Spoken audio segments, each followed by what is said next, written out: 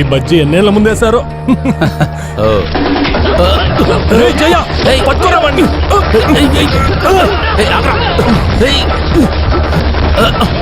నా బ్యాగ్ ఇవ్వరా, నా బ్యాగ్.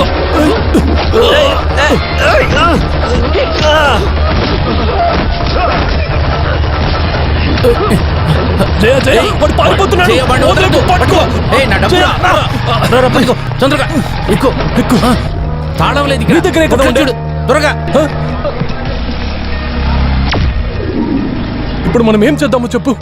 నాకేం అర్థం కావట్లే. నువ్వు ముందర అయ్యగారికి ఫోన్ చేయి. మీరు పోలీసులు చెప్పండి అయ్యా. ఎందుకు? పోయిందేదో పోయింది. 10 నిమిషాల్లో డబ్బు సరిహద్దు దాటుతుంది.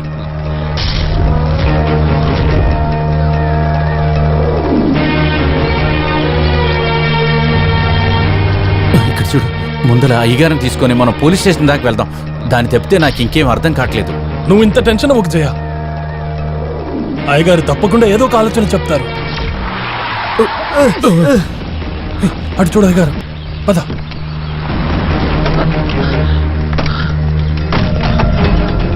అయ్యగారు మిమ్మల్ని చూడడానికి యాక్టింగ్ అంతా నా దగ్గర వద్దు. మర్యాదగా నా డబ్బులు నాకు ఇచ్చేయి, లేకపోతే నేనెవరో చూపించాల్సి వస్తుంది నీకు. నేను అప్పుడే చెప్పానుగా ఇలాంటి వాళ్ళని నమ్మకూడదని. ఇదంతా నాటకమే. మీరేం చెప్తున్నారు అయ్యా? ఏం జరిగింది? డబ్బులు దొంగతనం చేసి తప్పించుకోవాలని చూస్తున్నా. అయ్యగారు మేము చెప్పేది కొంచెం వినండి. పోరా, తోడు దొంగలు ఇద్దరిని లోపలితో వేస్తా. చెప్పరా, డబ్బులు ఎక్కడరా? మర్యాదగా నీతో ఉన్న వాళ్ళతో చెప్పి ఆ 10 లక్షలు తీసుకుని ఇక్కడికి రమ్మని చెప్పు. లేదంటే జైశంకర్ ఒక దొంగోడని ఊరు మొత్తం చాటింగ్ పెప్పించేస్తా. అది అయ్యా, నాకు కొంచెం టైం ఇచ్చారంటే. టైం కావాలా? నాకు రేపు నా డబ్బులు కావాలి. లేదంటే రేపు నీ చెల్లి పెళ్లి కాదు, నీ దినమే జరుగుతుంది. అర్థమైందా?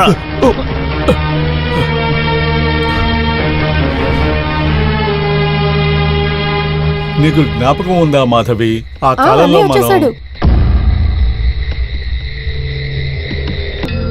ఏమైంది?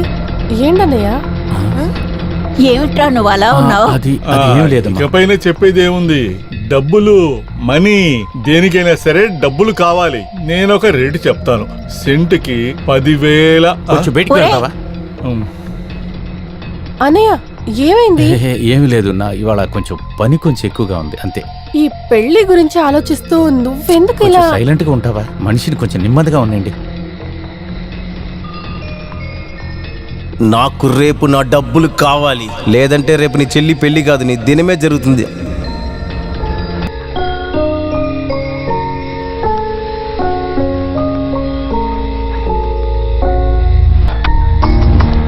డబ్బులు, మనీ, దేనికైనా సరే డబ్బులు కావాలి.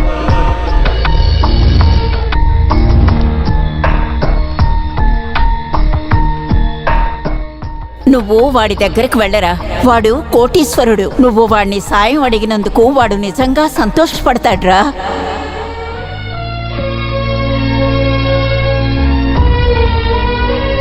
వాడు బిజినెస్ లో కోట్ల కొద్దీ సంపాదిస్తున్నాడు. వాడిని మనం సాయం అడిగామంటే వాడు నిజంగా సంతోషపడతాడ్రా. ఇంటి గురించి ఆలోచిస్తుంటేనే అదంతా నేను చూసుకుంటాను. ప్రస్తుతానికి సదానందయ్య గారి దగ్గర ఏదో ఒకటి చెప్పి నేను మేనేజ్ చేస్తాను. నువ్వు దీని గురించే వెళ్తున్నావని ఇంట్లో ఎవరికి సందేహం రానివద్దు. బయట ఎవరికి తెలియొద్దు. పెళ్లి నిశ్చయమైన ఒక చెల్లి మీ ఇంట్లో ఉంది. పెళ్లి జరిపేదానికన్నా దాన్ని ఆపడమే కదా చాలా మందికి ఇష్టం. అప్పుడు వెళ్ళొచ్చు కదా. మరి వెళ్ళకుండా తప్పదు. సెంటుకి ఒక 10,000. కొంచెం ఆలోచించి చెప్తాం. నువ్వు కొంచెం రాయి తీరా.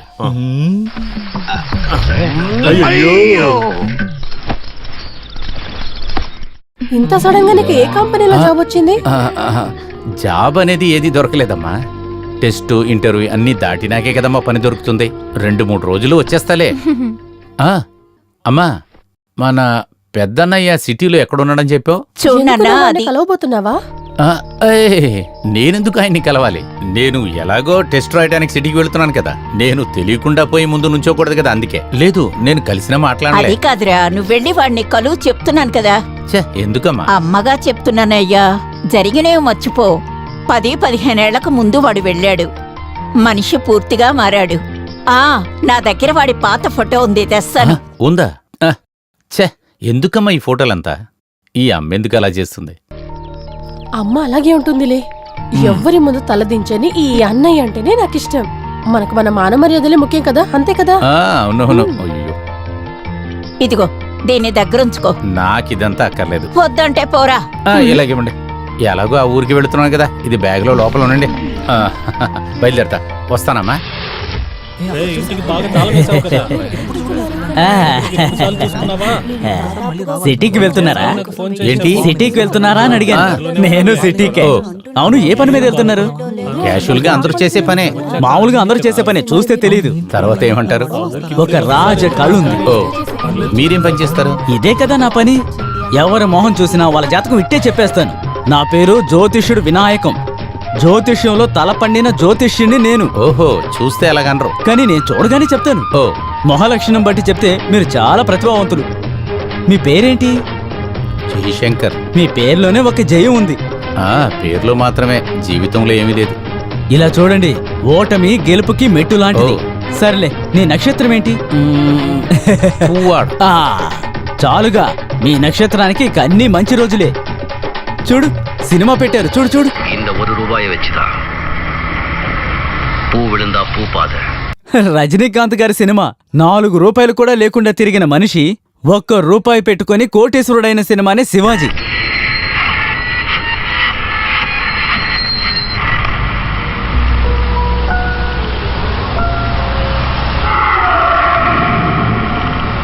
இனி நான் போற பாதை சிங்கப்பாதை.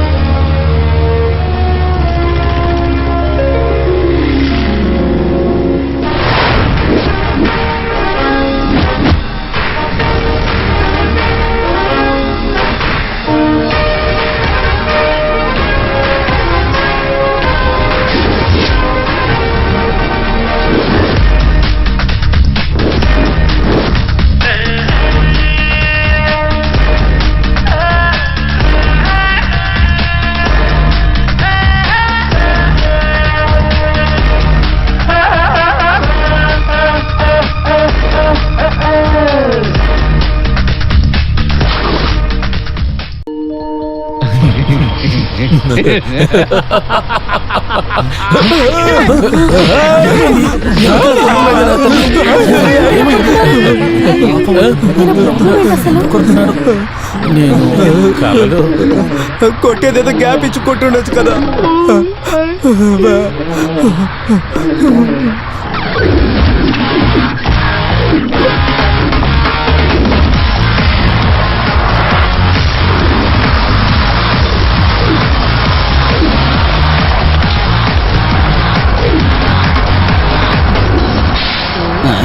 అడ్డు తప్పుకోవయ్యా, తప్పుకో.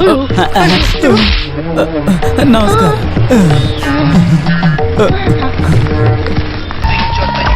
డబ్బు మూలంగా నన్ను సంతోషపెట్టబోయే మహానగరం.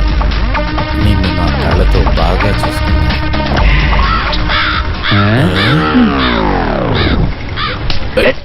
అన్నయ్య అలా చూడండి.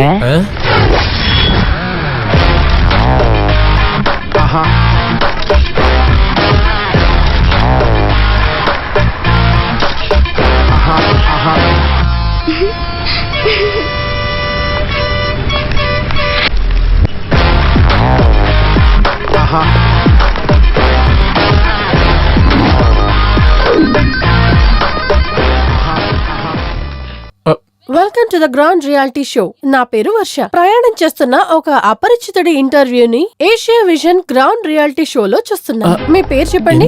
నేను ఒక ఛానల్ యాంకర్ ని. అది మీరు మాట్లాడిన దాన్ని బట్టే తెలుసుకున్నాను.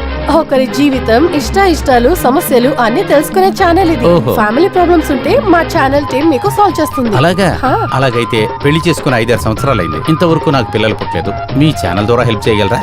ఇటు చూడండి, నా ప్రాబ్లమే మీరు. దాదాపు 300 కిలోమీటర్లు ప్రయాణం చేసి వచ్చాను. దయచేసి నన్ను వదిలేయండి, నాకు పనుంది. వస్తా.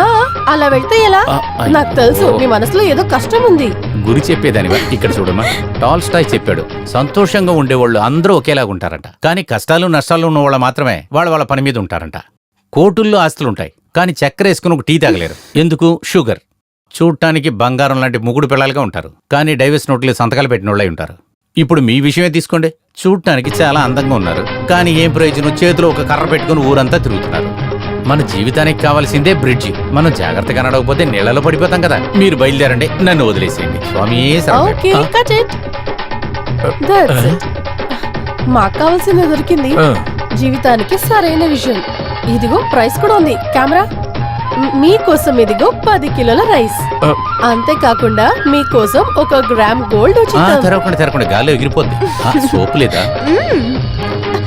మీరు ఎప్పుడు ఒక డిక్షనరీ ఇస్తారే, అది లేదా? మీరు చాలా జాలీగా కనిపిస్తున్నారు. మనం ఖచ్చితంగా మళ్ళీ meet అవుతాం. ఖచ్చితంగా ఇవ్వాలా? అరే ఒక షేక్ హ్యాండ్ ఇవ్వండి. ఇదిగోండి. Oh thank you. Okay guys, come on. కింద పడిపోతాయి అనుకుంటా.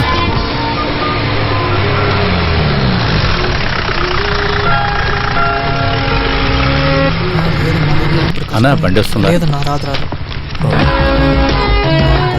మందు ఉంది. హలో. లేదు రాదు పోండి. అన్నా వెళదామా? చూస్తున్నావుగా, చదువుతున్నాను. హలో, ఆటో సవారీకి వస్తుందా రాదా? నేటికి నాకు వేరే పని లేదు. రండి వెళ్దాం. ఎక్కు. ఎక్కడికి పోవాలి? ఎక్కడికి వెళ్ళాలని అడిగితే ఈ ప్లేస్ అంతా నాకు అలవాట్లేదు. ఓహో, ఇంట్లో గొడవ పెట్టి వచ్చారా? పక్కన బార్ ఉంది, అక్కడికి వెళ్దాం. అదంతా కాదు, ఈ ఊరికి నేను కొత్త. అదే నేను ఈయన్ని కలవాలి. ఈయన మీకు తెలుసా? తెలుసానా? ఈయన మీకు? నేను ఆయనకి తమ్ముడిని అవుతాను. ఈయన నాకు బాగా తెలుసు. ఈయన కంపెనీలో నేను కొన్ని రోజులు పనిచేశాను. రండి వెళ్దాం. సరే సరే.